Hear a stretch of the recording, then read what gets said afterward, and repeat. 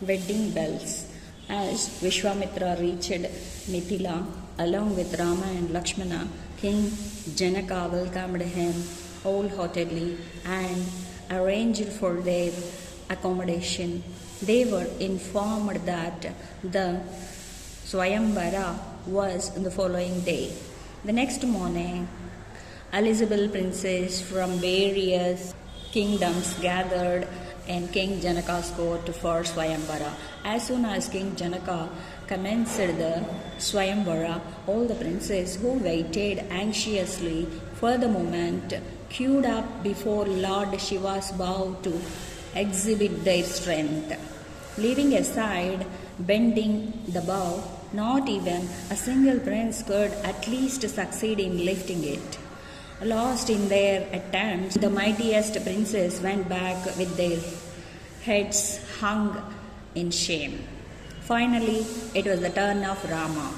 Seeking the blessings of sage Vishwamitra, Rama walked towards the bow with a serene face that shone radiantly.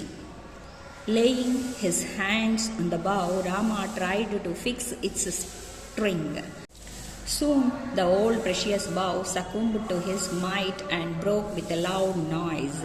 The cracking sound of the bell indicated to Sita, who sat there veiled, that Rama was her man.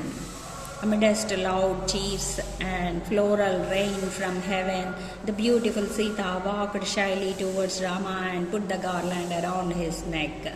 Overwhelmed to have found a suitable match for his daughter, King Janaka sent a wedding invitation along with many gifts to King Dasharatha, informing him of Rama's victory at Swayamvara.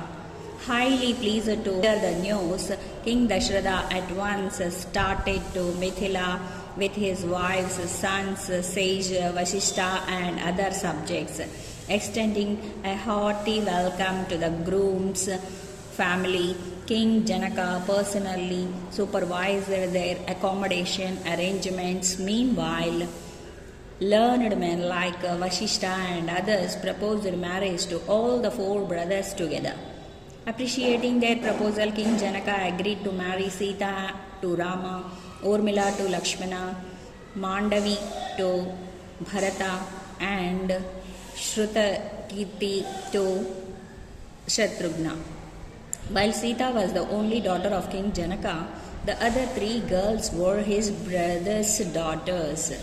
Soon all the four weddings were held in a grand scale in the royal palace of King Janaka amidst cheers, music and holy prayers. After the completion of pompous celebrations, as King Dasharatha expressed his wish to go back to Ayodhya along with his family, King Janaka placed his daughter's hands of the four brothers and bid them a tearful farewell, pleading them to take good care of his young and delicate daughters. Promising to treat their wives with utmost care, the four brothers proceeded towards Ayodhya. As they travelled halfway, suddenly a huge wind encircled their caravan. The surroundings resounded with fierce, loud sounds. As they looked around to see where the sounds came from, there came a radiant, fierce-looking man with a bow in one hand and the axe in the other. He was none other than the great Parshurama, a Rajarshi and one of the incarnations of Lord Vishnu. Walking straight to Rama, he roared, "Oh, son of Dasharatha, I heard that you broke the bow of Lord Shiva in Sita Swayamvara." Shocked to see the expertise with which Rama handled the bow. Aiming an arrow ready to be shot, Rama said, "O Parshurama, this arrow should not go waste. Shall I destroy your physical being with this arrow or your divine spiritual powers? I leave the choice to you." Realizing that Rama is none other than Lord Vishnu, Parshurama bowed to him and replied, "O Rama, you have won as per the word I gave to sage Kashyapa. I have to reach his place before sunset. I need my physical powers to keep my word. Hence, please take away the spiritual powers I have attained. Saying so, he bowed to Rama, witnessing the transfer of his spiritual powers to Rama.